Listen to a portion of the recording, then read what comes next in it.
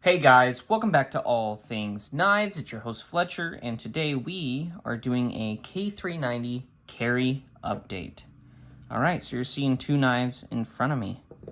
To kind of kick this off, we're going to start with the Delica.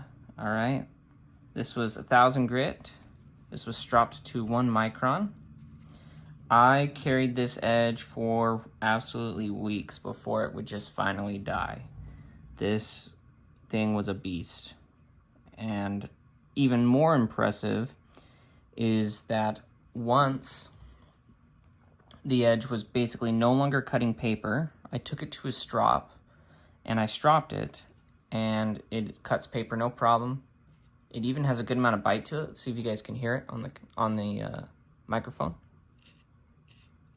Hear that bite, but you'll hear no burr. And it stropped really well. I'm actually rather impressed with how well this stropped back.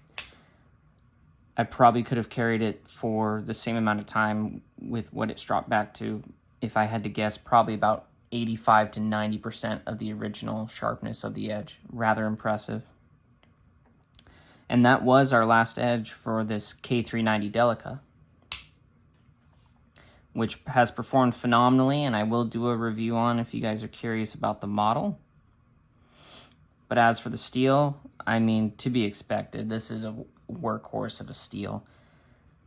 The fine edge lasts phenomenally, and then the working edge just almost restarts. It kind of reminds me of like Crewwear's fine edge. You know, you get this, or I guess edge degradation. You start at this really sharp fine edge that just does really well. And then it kind of almost degrades, and then it's like it pauses and goes to it, right? So K390 kind of does that, but it doesn't do the pause. It just slowly degrades down, and then you get to your working edge, and then that just slowly degrades. It's kind of the opposite of kind of like an S90V, where it's, you know, once you get to the working edge, it's not as sharp. It's a lot duller working edge. This, when you transition from your fine edge to your working edge, stays rather sharp. So we're done with this guy. Okay, I will note patina. You guys can kind of see that in the light there. I even dipped this in coffee, and this holds off a patina way better than a normal carbon steel versus something like 1095. So for those of you that are kind of worried about corrosion, K390 does just fine, honestly. If you're in a dry environment and you take care of it, it should be just fine. Now we'll go over to this Dura that I brought with me one day to work, and I'll need to get that off on the strop. I didn't feel that earlier, but there's a burr on this side when I sharpened it. So I took this factory edge and I used it on a day in which we just had a ton of boxes, and it just killed there was nothing but tape on this. Like, it got in some good work. The bevels are slightly wonky from the factory, you know, so I kind of had to adjust it from what I would normally sharpen. I did 1K and I stropped to 1 micron. Sharpened really quick, actually. I kind of had to cut a micro bevel into it. You guys can probably see it if you look on the edge, because if I didn't, I would have been sharpening at the tip for forever. So after a couple sharpenings, this will just blend together and it'll be fine. The steel itself, though, takes a nice toothy edge. I just couldn't feel it because I had metal dust all over my fingers, but one pass on a 1 micron strop will take that off, that burr. The Dura versus the Delica, I mean, heck, man, it's really your preference on size for these. Even the factory edge on this performed rather well, and I was quite impressed. It did dull quicker, though, I will say.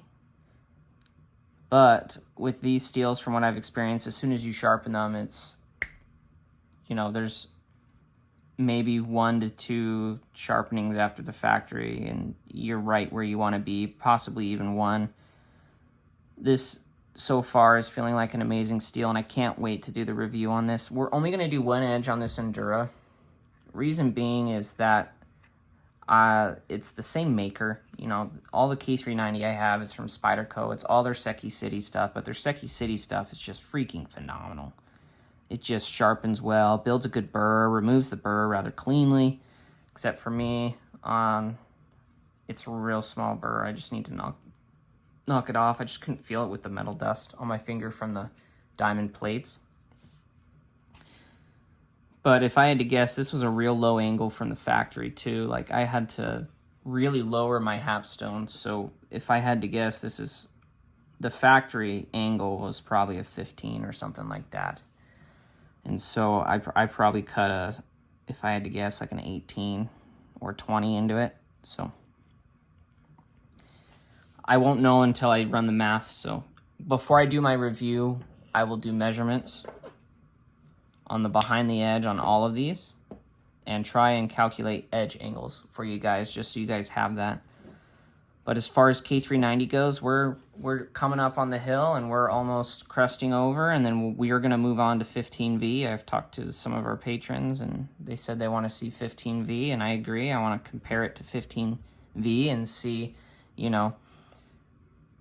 versus the custom heat treat and more vanadium, but this is at $130 and is widely available, whereas the 15V is rare and at almost 200. So it'll be exciting to kind of put those two steels head to head, and I'm excited to round off K390 and maybe compare it to some of the other tool steels we've done before. But as far as the update goes, those are really my thoughts from these. And if you guys have any questions or comments you'd like, just leave them down below.